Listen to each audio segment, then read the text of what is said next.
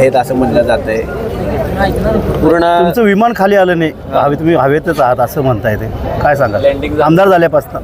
नाही, मला मंत्री महोदयांना एवढीच विनंती करायची आहे की या माढा मतदारसंघाच्या सर्वसामान्य मतदारांनी 30 वर्षाची सत्ता पाडून त्या ठिकाणी माझ्यासारख्या सामान्य कार्यकर्त्याला आमदार म्हणून काम करायची संधी दिली.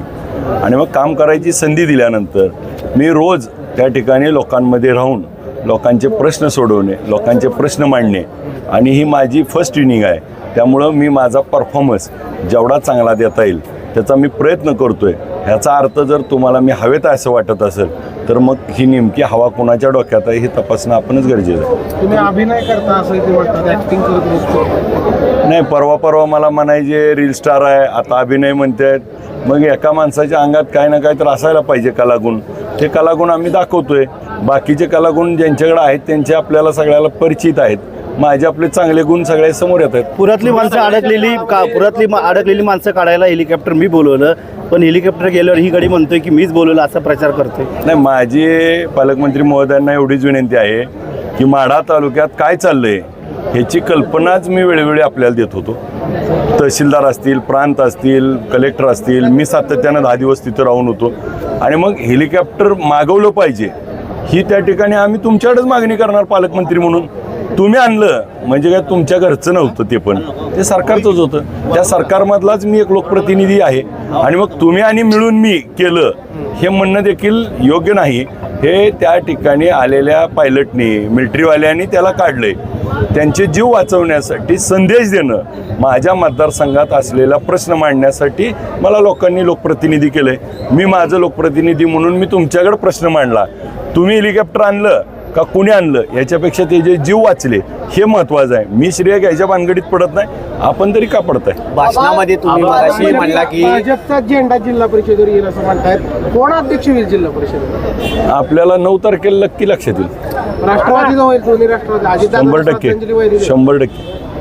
मगाशी भाषणामध्ये तुम्ही म्हणला की भावी आमदार आहेत पंढरपूर मंगळवाड्याचे वगैरे दादा, तुमचं काय ठरलंय जोरात असं दिसतंय. तसं राहणार का सगळं? तुमच्या सगळ्या मनात असलं तर राहील. आबा सगळ्यांचे आहेत, त्यामुळे एक हे असं सगळं म्हणजे पालकमंत्र्यांचं मत आहे की ते आबा सगळ्यांचे आहेत असं त्यांच्याकडून वारंवार येतं. मग सगळेजण एकदा बोकंडी बसले तर काय होईल असं आमदार आवताडे म्हणतात, काय सांगू शकाल? नाही, सगळ्यात महत्त्वाचं मला त्यानिमित्ताने एवढंच सांगायचं, मला या महाराष्ट्राच्या विधानसभेचा सदस्य म्हणून निवडून दिले लोकांनी, माझ्या मतदारसंघातल्या लोकांनी. माझ्या कामासाठी मी सगळ्याला भेटणं आणि माझा स्वभावानुसार मी सगळ्याशी चांगले रिलेशन ठेवणं हा त्यातला भाग आहे. आता समाधान दादा जे बोलत आहेत तुम्हाला त्यांचा अर्धांडपणा माहीत आहे, त्यामुळे त्यांच्या भाषा, त्यांचे संस्कार या बालनातनं ओळखू येतात. पालकमंत्री म्हणतात छत काढलं तर काय होईल? आधी तुम्हाला म्हणले होते, काल मोहिते पाटलांना म्हणले, नक्की काय? नाही, माझी विनंती पालकमंत्री महोदयांना एवढीच आहे की छत तर तुमचं केवढा आहे एकदा दाखवा. मग कोण कोण खाली बसलंय ती तरी सांगा आम्हाला एकदा. मग कुणाच्यावरचं कोणतं निघणार आहे ते कळेल आम्हाला थोडं. संग्राम गायकवाड तुमच्या स्टेजवर आले, काय पार्टजडवाहित झाले का?